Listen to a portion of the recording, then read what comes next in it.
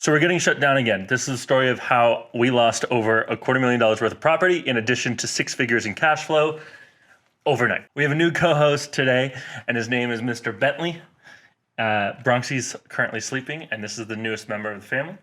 So I want to introduce Mr. Bentley. He loves licking faces. All right, so actually the state of Arizona controls broadly short-term rental laws for counties. However, they just passed a legislation allowing local jurisdictions to have more control over short-term vacation rentals. So in addition to making short-term rental property owners get a permit, they are also required to do a number of things. First, they are required to notify their neighbors of the short-term rental operation. Second, they are required to meet building codes. Third, they are now not able to rent out their spot for special events. And fourth, they make sure that the owner is not convicted of certain felonies. On February 28th, 2023, the Coconino County Board of Supervisors had a meeting to go over the proposed ordinance for short-term rentals. This was not passed then, but then reintroduced in another board meeting on March 21st, 2023. The proposed ordinance was then sent back to staff and the county's attorney's office for significant revisions consistent with the recommendations during the public hearing. On August 8th of 2023, the Board of Supervisors passed the new ordinance for short-term rentals unanimously. So, quick recap. The state of Arizona controls all of the short-term rental laws.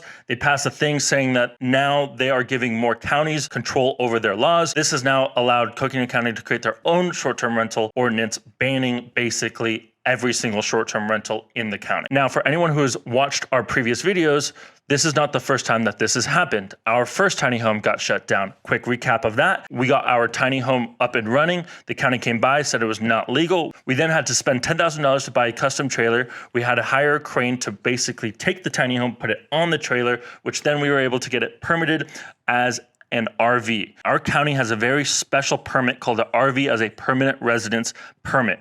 It permits as a conditional use permit and allows people who have RVs to live in their RVs as a permanent residence. This is a special permit that our county has developed. Now, all of our units, 3 Airstreams, 2 campers, and 2 tiny homes are all RVs as permanent residents. They have all of their permitting and they are fully above board with the county. However, this short-term rental ordinance that just passed bans all RVs as short-term rentals. So I am legally allowed to operate it as a midterm rental, a year-long rental, anything over 30 days, I'm allowed to sell it.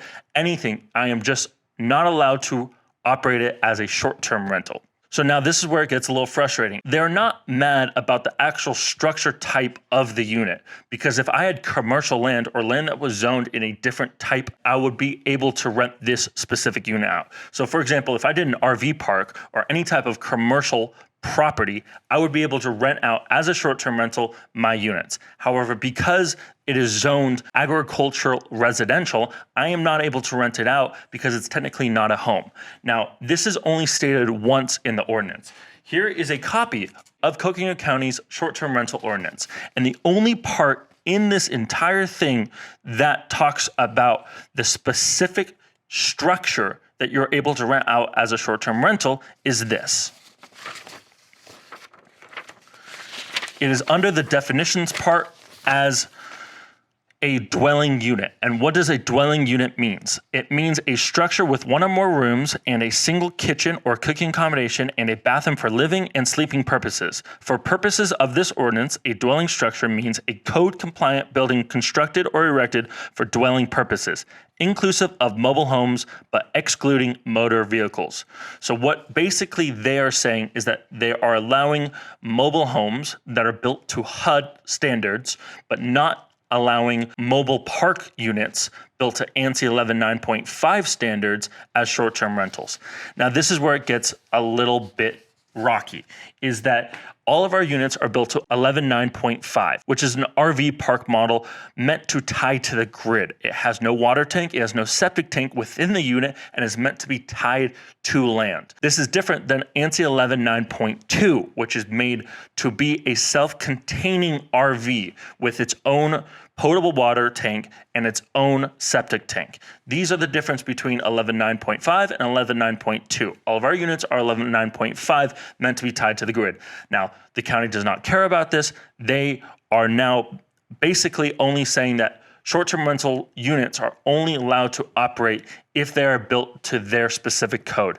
That means anything that is not built to their code cannot be permitted as a single family dwelling, therefore cannot be a short-term rental. Okay, so now what does this mean for me? Our stargazing home unit, we are reverse engineering and trying to get that permitted as a single family dwelling. However, the rest of our units are basically a wash. We need to now sell those units off and build stick-built homes. This is when the weak quit. This is when people give up, and this is when people move to another market or give up on short-term rentals altogether. This is a very clear example of the county stepping in, going against a permit that they've already set to be allowed, but now changing it for short-term rentals. Now, I can either look at this as a negative, but if I extend the time horizon out long enough and I start building homes in the county, I will have zero competition. I will be in a market that has been basically obliterated because of the county, and I'm coming in as the only contractor building actual homes that are legal to the county and can get all of the beautiful benefits of real estate. Real estate has been defined as ideal because it gets the I, which is the income and the cash flow, D, the depreciation, E, the equity, A, the appreciation, and L, the leverage. All of our RV park model units did not get all of those benefits. They cash flowed really well and they were cheap to get into. However, they did not get the depreciation, they did not get the equity, and they did not get the leverage with banks that most real estate gets. This, from someone who's just beginning, sucks. And as I mentioned earlier, this is when most people quit, and this is when I will not quit. People are probably like, why are you documenting this? Why are you even telling people? And I go back to, I'm placing the bet that I will be successful in life, and therefore I want to document all of the hardships, all of the no's, all of the rejections, all of the things that made being successful difficult on my journey to success. And this is just another part of the story. Or I give up and fail and never become successful. Either way, I'm documenting it.